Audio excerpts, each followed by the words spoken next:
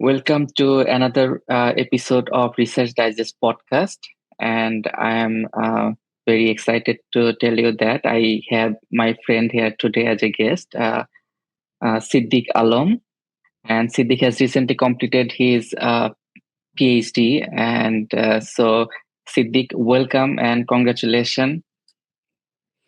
Thank you, Anna. We'll discuss today about one research article that Siddik has published very recently. But before going into that particular research article, I'll ask Siddik to kindly share your career journey so far. Well, I have been in a lot of places. So, as you know, I did my bachelor and master's in biochemistry and molecular biology at University of Dhaka. Hassan and I was classmate. And after that, I worked in pharmaceutical industry for some time in Bangladesh. Then I moved to South Korea as a research associate and worked there for 1 year, where my project goal was to design and fabricate functional hydrogel. And then in 2018, I moved to Mississippi State University to pursue my graduate studies. And I did master's there in biophysical chemistry. There I worked on, it's an interesting thing that I worked on protein nanoparticle interactions. Initially, I was not that thinking that it should be a big thing. But we did research and we used NMR to characterize those protein and nanoparticle interactions. Luckily, we were able to publish 2 papers in there, and COVID hits, and then the real scenario of nanoparticle comes that all the at least 2 of them were nanoparticle based. 2 of the vaccines. So delivery system was I somehow worked on the similar kind of projects. And in 2020, after graduating with a master's from Mississippi, I joined Ohio State University in Ohio State biochemistry program. And, in the middle of pandemic, and we did some rotations, and turns out that I joined in a lab. And here I am, after 4.5 years almost. I graduated recently, and I'll continue as a postdoc in the same lab for some time now. Wonderful journey. Let's start discussing the article that we wanted to talk about. And here's the article that Siddik has published from his research group in Nucleic Acid Research just a few months back.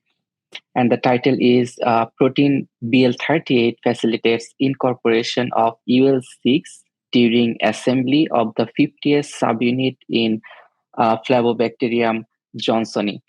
So this article mainly talked about the ribosome assembly and a particular new protein that your lab discovered that contributed in this whole mechanism.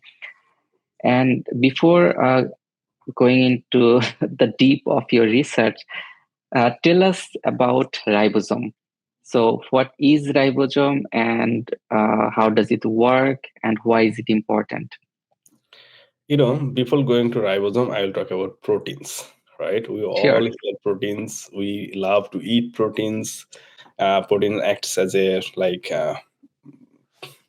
foundation of our body. At the same time, it carries out a lot of metabolic reactions, functions, our emotions. Everything is related to protein, right?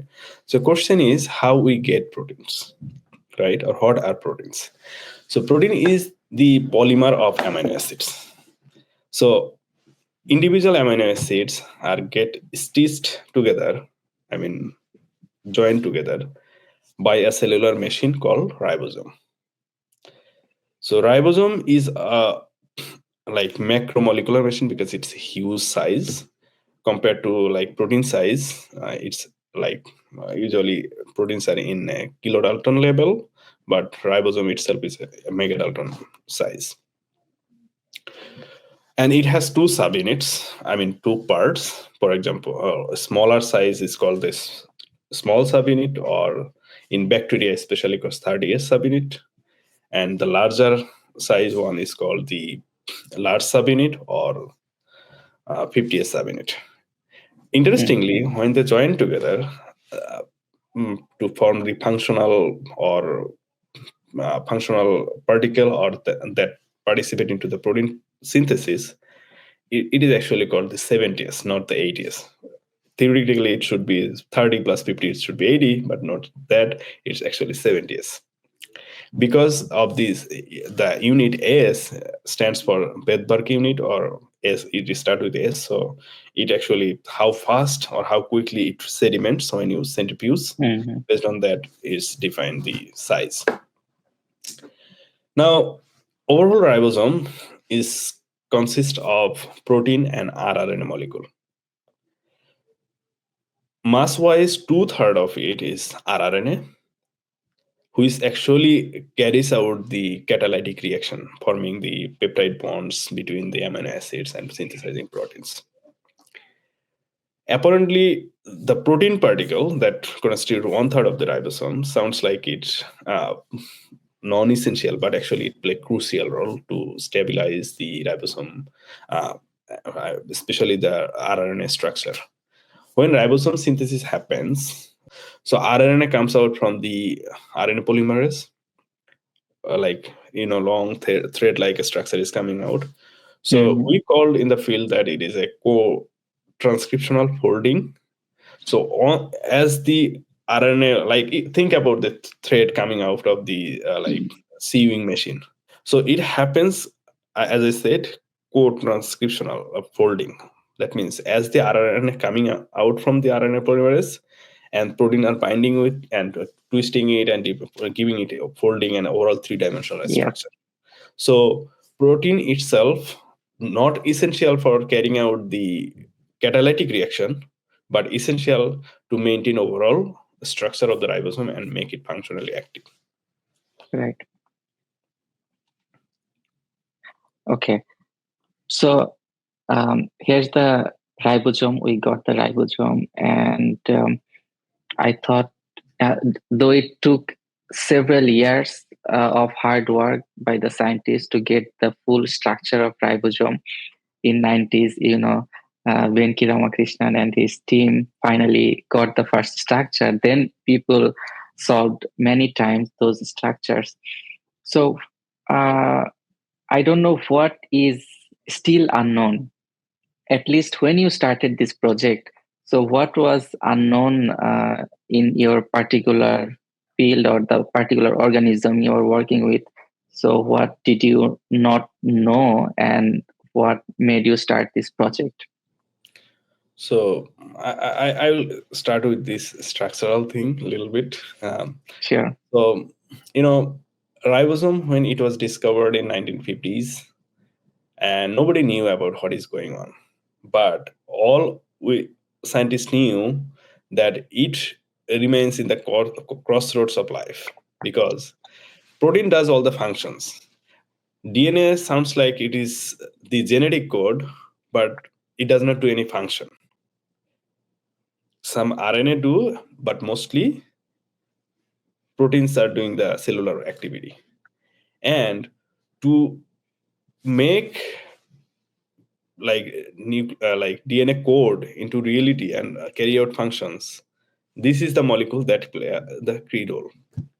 That's why However, it's called gene machine, right? yeah, gene machine, and it is not somehow not as high. For example, you can say that, oh, this guy is like that, it's in his gene or it's in his DNA, but nobody call it's in his ribosome, because ribosome or not were not the star or the icon in the field, DNA or RNA wire. But this ribosome, as I said, it's so huge and it took so much time and effort towards understanding this structure, that it took almost 40 years to solve the structure. And in early 2000, some competing groups were able to solve this, but not as a whole. First, they solved like 50S subunit or 30S subunit separately. For example, Dr. Venki's group actually solved first the 30S subunit, not the entire thing, if I am not correct. So far, I know. So they were able to solve this structure. So that's one part. Now, your question is that what was unknown when I joined, right? Biology is mysterious.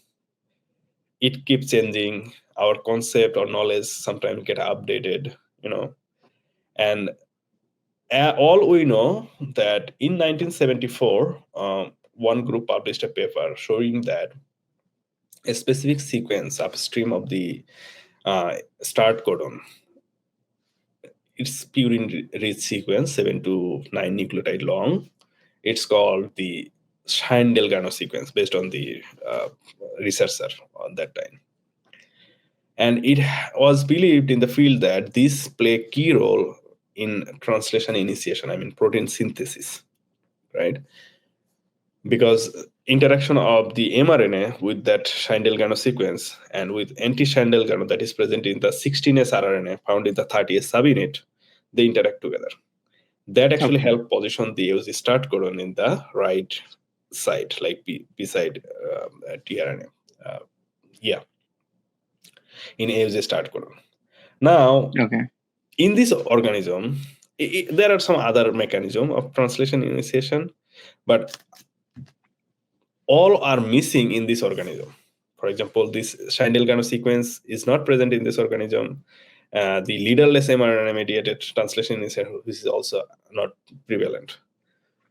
So our lab, being the translation lab, thought, what is going on with this organism? Okay. Then our lab wanted to investigate and took Flavobacterium johnsoniae as a example or model organism and started digging.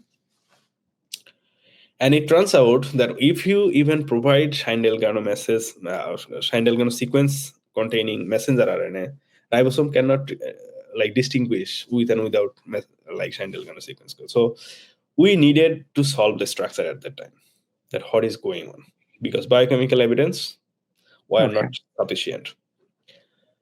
Then solve the structure, and it turns out the anti-Schein-Delgado sequence that is located in the 16S rRNA, and 16S rRNA is the part of 30S subunit. Somehow, three ribosomal proteins, small subunit protein, like keep it buried. For example, door is locked. So Mm.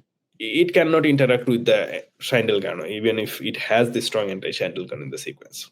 So problem was solved, and then the structural analysis interestingly revealed this novel ribosomal protein called bL38. And interestingly, at this very moment, I joined in the lab as a graduate student. You know, so my Okay. PI said that, hey, we have been doing a lot of interesting things in the lab in this organism, but this is the brand new, and we discovered it, and I think it's worth trying that what this protein is doing. Interestingly, this protein present in this class of organism, group of organism, but it is absent in other places, and it interact very closely with another ribosomal protein called L6. And L6 protein is universally conserved, meaning that this protein is present in the ribosomes of all, like for example, bacteria, archaea, or human, all kinds of life. So it's important. At the same time, when we compare the structure of L6 from this organism versus other bacteria, structural unfolding seems identical, apparently. Then why this protein is here was like simple, basic question. It was not something that, okay, we will get something. And even my advisor was initially thinking, okay, let's give it a try. And if we don't find it, you have another project that you can move on and get a PhD. So that's how I started. Okay. Wonderful. So these things are actually uncertain. You never know what will happen.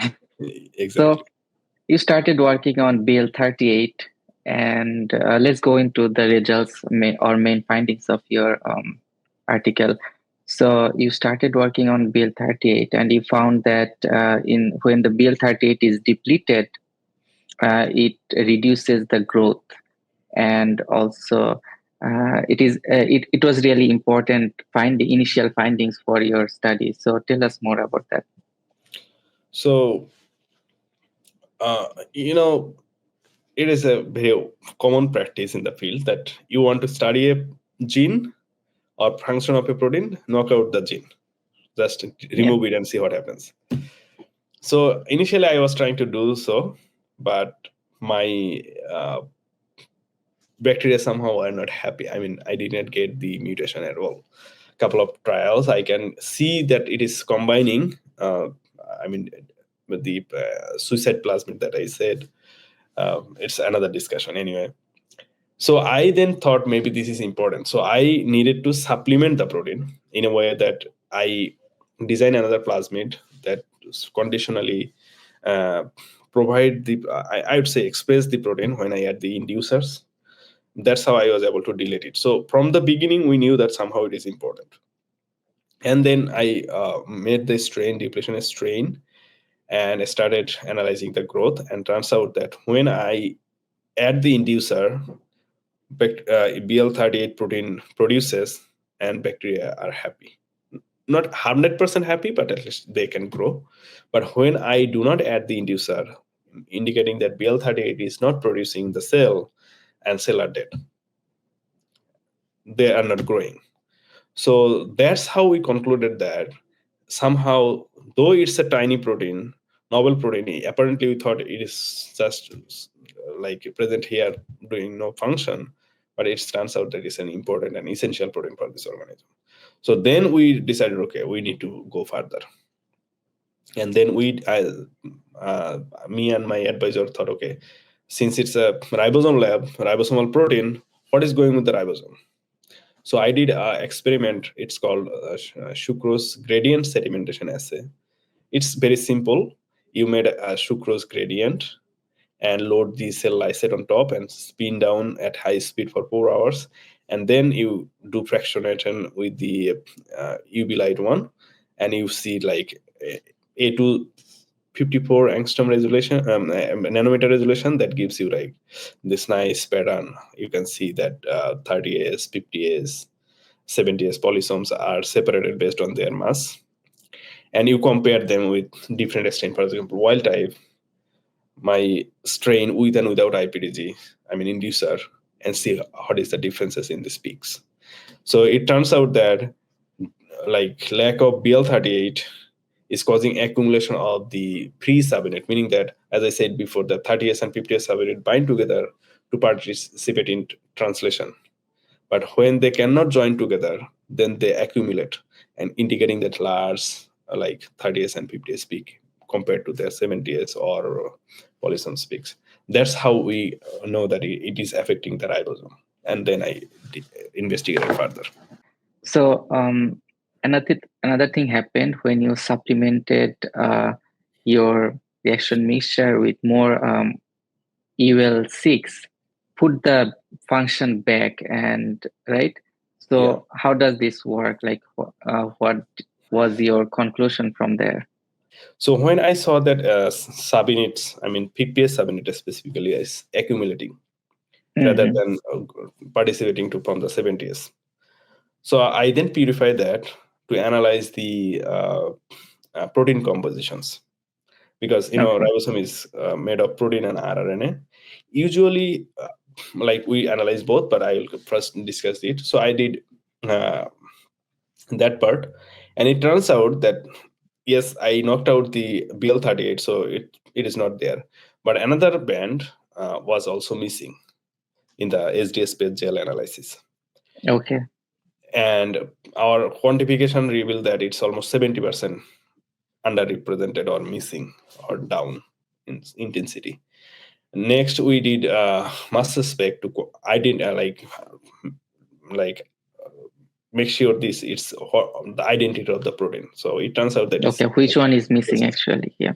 it's EL6, so, which makes sense because they interact with in the ribosome. So when I take out one protein, its partner protein also cannot go into the Right. Okay. into the ribosome.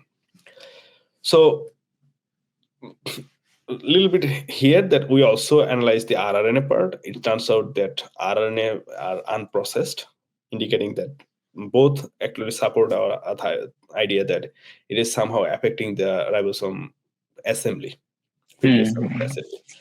So at that point, we hypothesized that maybe if since bL38 missing bL30 is also initiating the underrepresentation of the UL6, if somehow we provide more UL6, what happens? Actually, if I go a little bit back, it was not a like out of nowhere hypothesis. It had a background. So I initially thought like, okay, I'll make a chimera because UL6 is a two-domain protein. It Mm-hmm. has C-terminal domain and is N-terminal domain. The C-terminal domain actually interact with this UL6. So I thought since E. coli or other organism does not have this partner protein, so I will just copy that C-terminal domain and join together to make a chimeric version of the UL6 and see what happens. Okay. When I was able to make that strain, I see a little bit of growth improvement. I talked to my advisor, hey, can you see this? That instead of rescuing 100% growth, which is kind of negative result, but still it is like It is rescuing kind of restoring the growth and everything. restoring the growth. So Mm-hmm. what if I provide natural version but more copies? Yeah. So he said, yes, it's a good idea. Let's do it. Then I made more strain and one with one extra copy of UL6, another strain with multiple extra copies of UL6. So with that, I was able to show that when I add just one extra copy, cells start to grow better. When I add more copies of UL6, it start to grow like robustly, like comparable to that of when I add IPTC itself. So that's how we showed that the extra copies of UL6 somehow can rescue the growth defect caused by the depletion of bL38. So Okay. it Okay. was kind of I took you a little bit back Okay. to describe. Wonderful. Yeah, it was helpful to understand the whole story. And you also did cryo-EM analysis and got the structure of these conditions, different conditions of the project. So, what were kind of your major striking findings from those observations? So cryo-EM structure were very helpful. At the same time, it did not reveal the entirely new things. Mm. Very satisfying thing is that whatever I proved by biochemical test, everything were also proven by this structure. A structure or picture tells you 1,000 words. So Yeah. so you don't have to tell everything. So that was the motivation to do the cryo analysis and to see actually what is happening as a whole, right? You can do SDS space to see individual protein, but you can't see how it look like on a ribosome structure. So we did solve the structure and we found that yes, L6 was missing in 91% of the particle that we collected. And also the RNA processing defect were also observed, along with some new features that we found. That one intermediate that we identify had a DER or DAR ZTPS assembly factor bound structure, which is kind of cool. Another thing that we also did the cryo-EM with the rescued particles, right? When we had the extra copies of Mm. UL6. So those particles are mostly towards the mature end, which is also nice that we showed that already. Also, in this case, we found like more assembly intermediates, indicating that they can be synthesized in multiple parallel pathways. Among them, we found one few classes with it's called RSFS or ribosome silencing factor S. So, which is thought to be that it is a part of the ribosome silencing when the nutrients are not available or in a like Okay. harsh condition. But it Mm. turns out, since our media were like rich media, so we then concluded that maybe this is actually normal, like RSFS is not absolutely in the nutrition limitation St- media or yeah, not a ribosome, stress condition. It's not a happening stress condition or normally. ribosome silencing factor, but it is present in the normal biosynthetic pathway as well somehow. But we could have dig further, but we didn't go that route. So these were kind of like few things were interesting. Another thing we did also with the ribosome from 70s, from the rescued particle, also the polysomes. So we solved all these 50s, 70s, and the polysomes level to see how they are working. Yeah. If What are the differences? what is the difference, or these are rescued, are they all actually participating in translation actively or not? So we were able to identify some of the particles, almost 53% were bound to tRNA, indicating that they are actively participating in the Okay. translations. So those are cool data, but not 100% aligned to our main story. That's why I tried to skip during my defense presentation and in the paper as well, mostly put in the supplementation. But those are really cool discoveries, thanks to our Mhm. collaborator in the crime part. Yeah, interesting. So you also did another interesting experiment. It is called differential scanning fluorimetry. And you, from those observations, you kind of proposed a mechanism how bL38 might be helping UL6. So tell us a little bit more about that. So it is another interesting part that once we prove that, okay, it somehow restored the growth with our production, something like that. Mm-hmm. Now question is, why this protein need a partner protein? So Yeah. for that, I initially we thought that maybe this protein is somehow unstable. So it requires a partner protein for its stability. So to prove that, I did this So, DSF experiment. okay. By So this, you mean UL6. EUL6, yes. So I purified the protein. So actually, we immediately knew that from the purification step that I purified UL6 from E. coli as a control and UL6 from Flavobacterium johnsoniae as well as bL38, right? So UL6 from two organisms behaved entirely differently during the purification steps. So I knew that somehow they are Okay. different. And then when I did the assay, so I did a thermal shift assay that determine the melting temperature of the proteins. And without bL38, UL6 from Flavobacterium johnsoniae has the melting temperature at 27 degrees Celsius, whereas the bL30 UL6 from E. coli has the melting temperature at 44 degrees Celsius, almost Mm-hmm. 17 degrees Celsius differences, which indicate that this protein somehow thermally unstable or lab-like. Unstable. Then I added the bL30 with both of these protein, and as we expected, E. coli UL6 does not change, but Flavobacterium johnsoniae UL6 melting temperature shift almost 7 degree with equimolar amount of bL38 and UL6 adding. So indicating that shifted and also the stabilized the protein. So we concluded that this bL38 help UL6 Flavobacterium johnsoniae to hold or stabilize, and that's how they work. Okay. Interestingly, we have a kind of physiological phenomena that we also found it interesting here. That Flavobacterium johnsoniae, its optimum growth temperature is 30 degrees Celsius. Unlike E. coli that grows at 37 optimum, right? Mm-hmm. And when you increase the temperature, you can only grow up to 34 degrees Celsius maximum, where it stops growing. After that, it doesn't grow.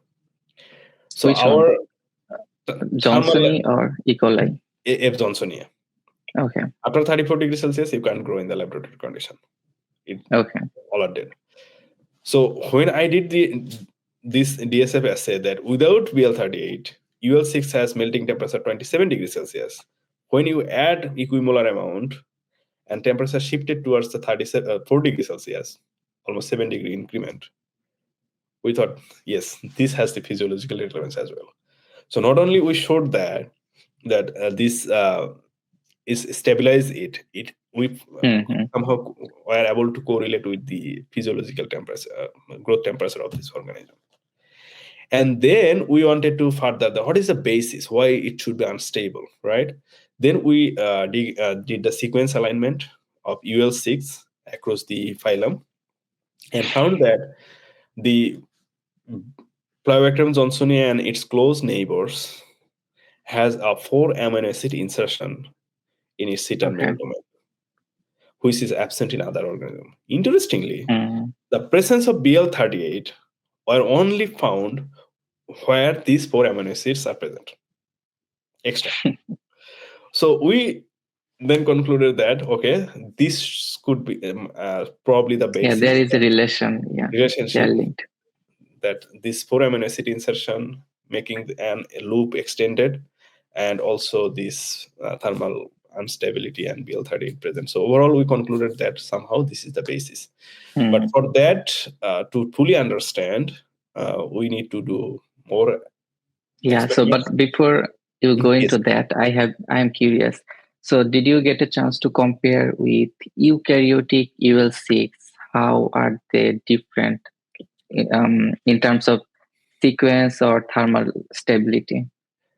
That's a good question, but unfortunately, we didn't go that far.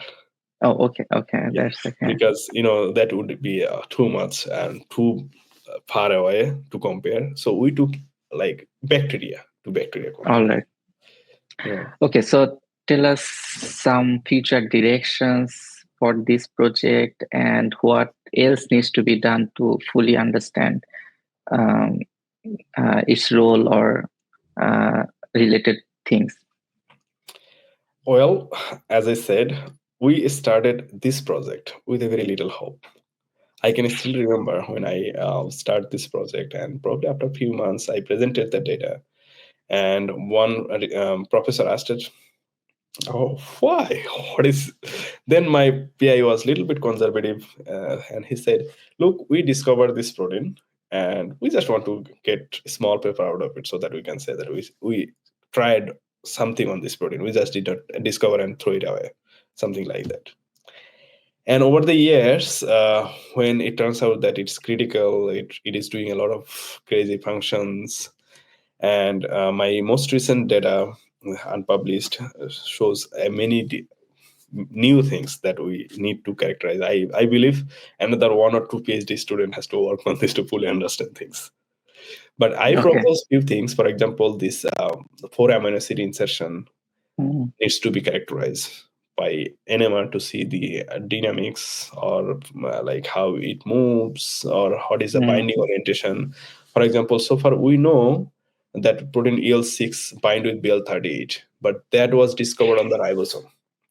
But as it turns out from my DSF experiment that it can bind off the ribosome. The question is, where does it bind? Is it the binding site that we know is the same on the ribosome and it's different off the ribosome? You know what I mean?